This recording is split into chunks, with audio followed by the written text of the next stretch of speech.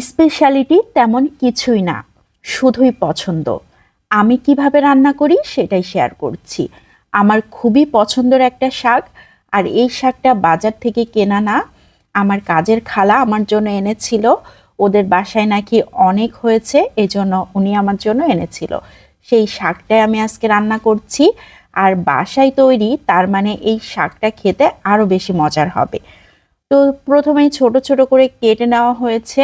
এখন খুব ভালো করে ধুয়ে নিয়েছি। আমি কিন্তু একবার ধোয়া দেখিয়েছি, কিন্তু আমি 4-5 বার করে ধুয়ে নিয়েছি। এখন একটা রান্নার প্যানে নিয়ে নিয়েছি, বেশ কয়েকটা কাঁচামরিচ ফালি দিয়ে দিচ্ছি, রসুন কুচি দিয়ে দিচ্ছি, এখন দিয়ে দিচ্ছি পেঁয়াজ কুচি। এগুলো একদম নিজের পছন্দ অনুযায়ী দিলেই হবে। লবণ দিয়ে দিচ্ছি 1/4 চা চামচ, হলুদ গুঁড়ো 1/4 চা চামচ। শাকে সাধারণত লবণের পরিমাণটা একটু কম করেই দিতে হয়। সামান্য একটু পানি দিয়েছি, যদিও শাক থেকে অনেকটাই পানি বের হবে, তারপরেও পুঁই শাক আর বাসায় তৈরি পুঁই শাক এই জন্য একটু শক্ত টাইপের হয়, এই কারণে আমি একটু পানি ব্যবহার করেছি।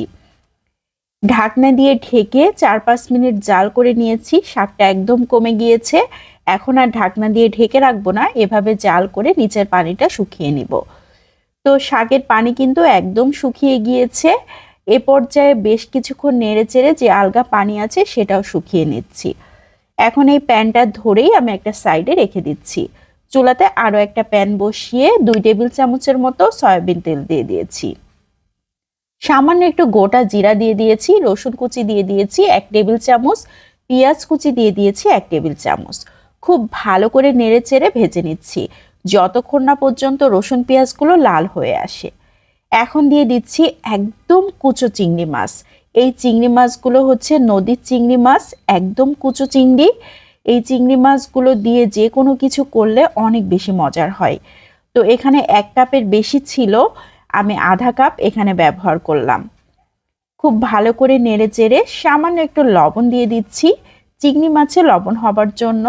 সামান্য একটু হলুদ গুঁড়ো দিয়ে দিলাম দেখার সৌন্দর্যের জন্য। এখন খুব ভালো করে নেড়ে চেড়ে এই চিংড়ি মাছটাকে ভেজে নিতে হবে। এই চিংড়ি মাছ দিয়ে কিন্তু ভর্তা কিংবা যে কোনো বড়া তৈরি করে খেতেও অনেক মজার হয়।